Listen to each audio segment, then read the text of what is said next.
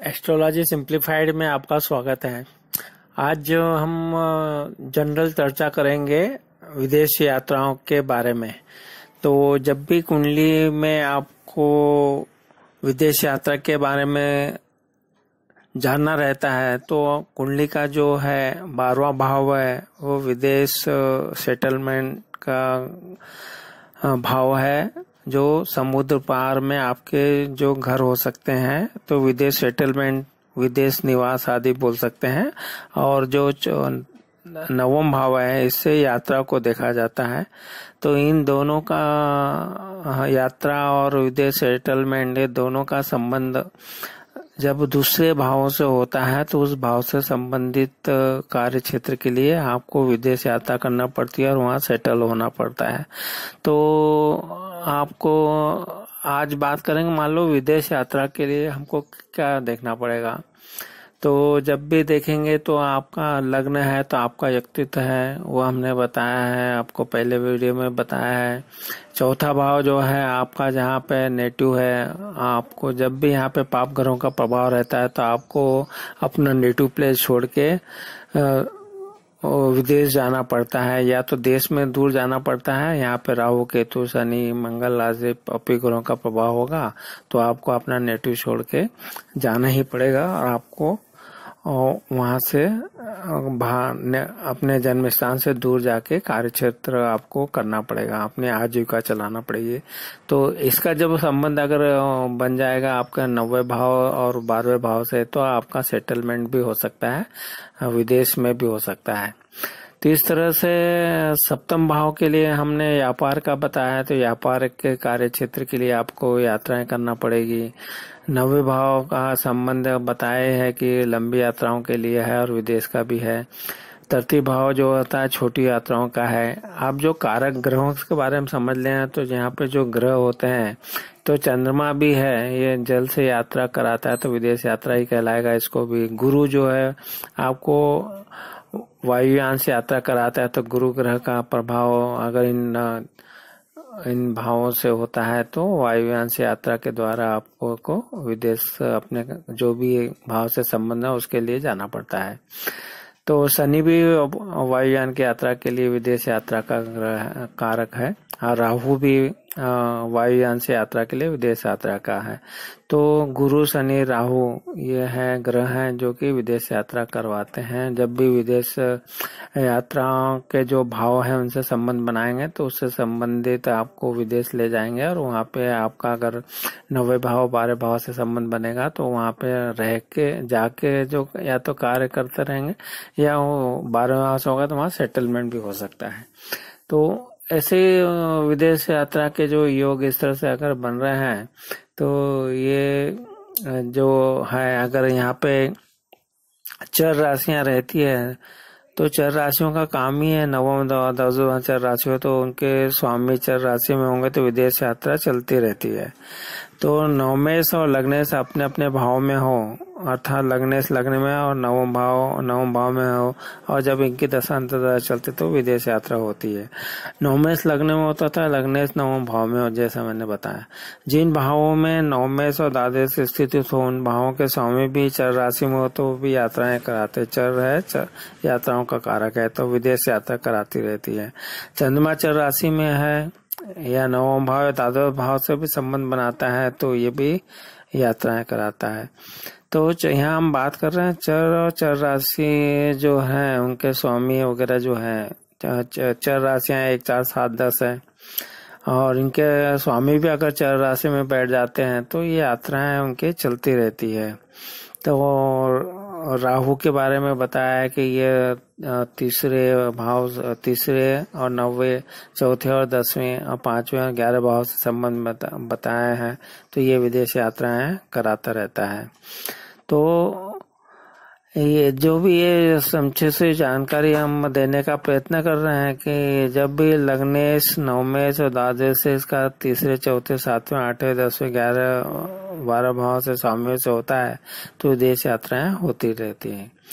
तो लग्नेश से 12वां स्थान स्वामी बलवान हो तथा सूर्य से दष्ट हो, ये भी विदेश यात्रा कराता है। तो इस तरह से अगर इसके पहले बताया कि चतुर्थ भाव पे अगर सूर्य शनि राहु की दृष्टि हो तो जातक को अपना नेटिव छोड़ना पड़ता है और उसको मजबूरी में कहो या आज की परिस्थितियों को हो तो उसको अन्यत्र जाके नौकरी करना पड़ती है। तो ये विदेश यात्राओं से संबंधित छोटी छोटी बातें थी, वो बताने का हम प्रयत्न कर रहे हैं।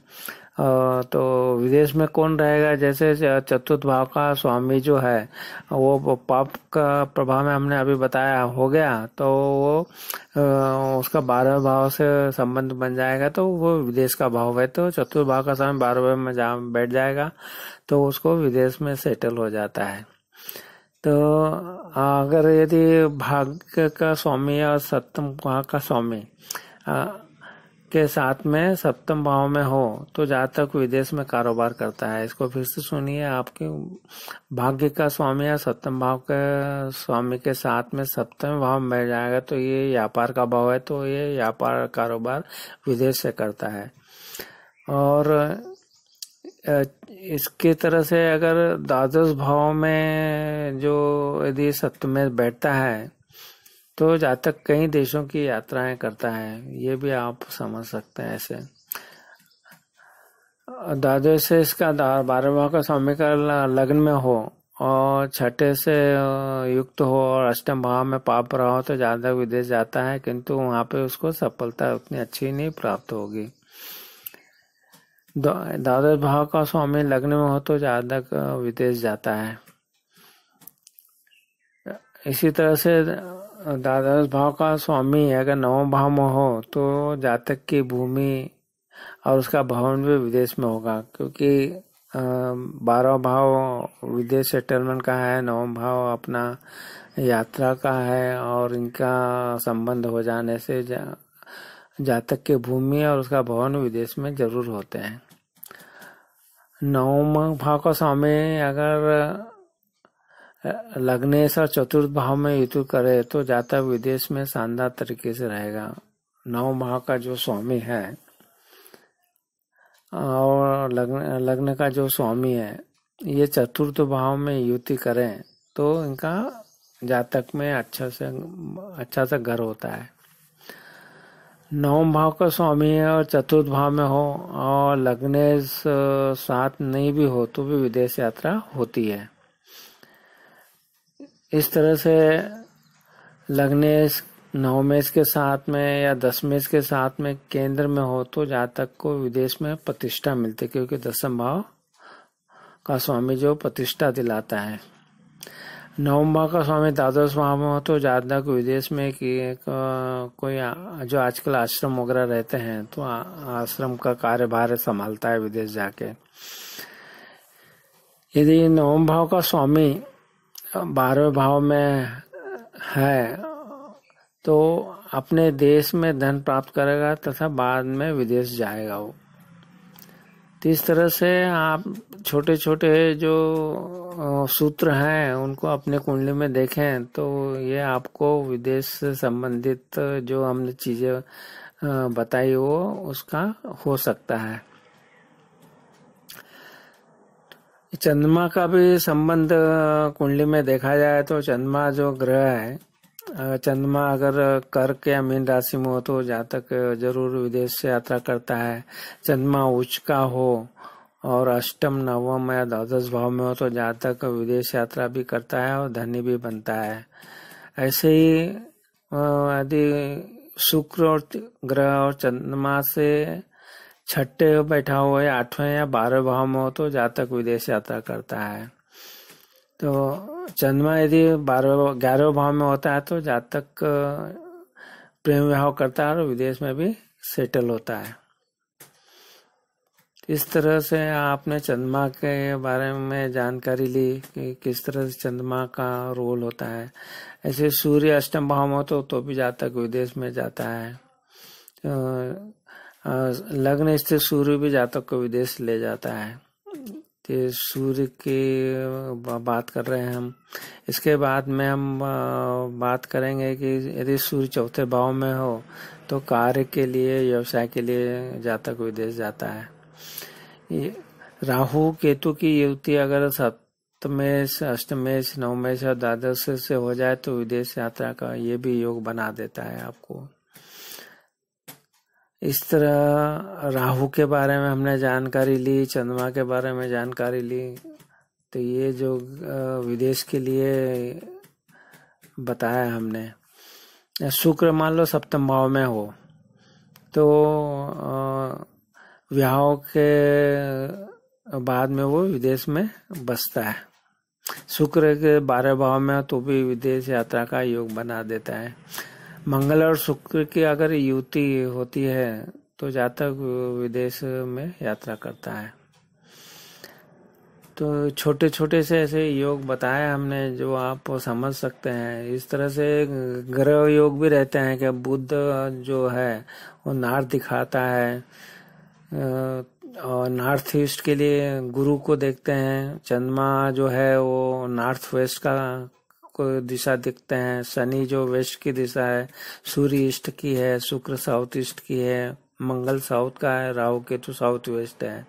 तो इस तरह से ये जो ग्रह है तो ग्रह के प्रभाव से भी उस देश की यात्रा करेगा। जैसे गुरु ग्रह का अगर प्रभाव है तो वो उस देश में यात्रा करेगा जो या तो पर्वत होंगे वहां पे या ऊंचाई पे होंगे, ऐसे हो सकते हैं। बुध के लिए अगर सूर्य के बहुत पास हमेशा ही रहता है तो बुध जो है ज्ञान विज्ञान का कारक है, विद्या का कारक है। तो वो पढ़ाई और नौकरी दोनों के लिए विदेश यात्रा करता है। इस तरह से उनको देशों के बारे में बताया गया है कि ब्रिटेन, जर्मनी अगर मेष राशि में आते हैं, अमेरिका, कनाडा मिथुन राशि का कार्य उसमें आते हैं, भारत, पाकिस्तान आदि देश मकर राशि में आते हैं। तो ये अगर ये राशियां बलवान है तो मिथुन बलवान है तो आपको अमेरिका वगैरह के देशों में जाना पड़ता है। इसी तरह से कुछ देखा गया कि मिथुन राशि का स्वामी तो बुध है। बुध औषधि, कंप्यूटर विद्या, रोग आदि बताता है। तो यात्रा कारक ग्रहों का जब संबंध बनेगा तो ये इसके लिए औषधि के लिए, कंप्यूटर आदि के लिए और शिक्षा के लिए अमेरिका की यात्रा करेगा। तो इस तरह से बुध का संबंध जो है मिथुन राशि से होने पे ये योग बन सकता है आपको। तो सूर्य से संबंध वाले रखने वाले जो देश बताए हो, जापान है, बांग्लादेश है। फिर चंद्रमा जो है रूस आदि का बताया गया है। मंगल का प्रभाव हो तो ये आपको श्रीलंका, ऑस्ट्रेलिया, न्यूजीलैंड का है। बुध का है तो ये हमने अमेरिका आदि के बारे में बताया। तो इस तरह से जो ग्रह बलवान होता है वैसा उसका प्रभाव होता है। उत्तर पूर्व का जो दिशा बताए थे उसका अगर संबंध बन रहा है तो चीन, हांगकांग आदि में जाता है। शुक्र है तो सिंगापुर, मलेशिया आदि का रहता है। और शनि का पश्चिम से संबंध है तो पश्चिम पाकिस्तान वगैरह अरब देश आदि का है। और अरब आदि देश के लिए राहु है जो है, इसको देख सकते हैं। और जो हमने बताया शनि का है पश्चिम से तो पाकिस्तान, अफगानिस्तान आदि है। तो इस तरह से आपने राशियां के हिसाब से देश वगैरह की जानकारी प्राप्त की। तो आज ये छोटी छोटी बातें हमने जो बताना चाहते थे वो आपको, अगर विदेश यात्रा के योग बन रहे हैं तो इस तरह से आप अपने कुंडली में देख सकते हैं। और जब भी इनकी दशाएं, अंतर्दशाएं ग्रहों की चलती है और गोचर में भी ग्रह सपोज करते हैं तो आपके उस समय वो योग बनते हैं और वो फल देने में सक्षम होते हैं। तो आपको हमारे वीडियो पसंद आ रहे हैं तो जरूर हमारे वीडियो को लाइक कीजिए, शेयर कीजिए। आपने हमारे वीडियो को लाइक किया, शेयर किया, इसके लिए आपका बहुत बहुत धन्यवाद।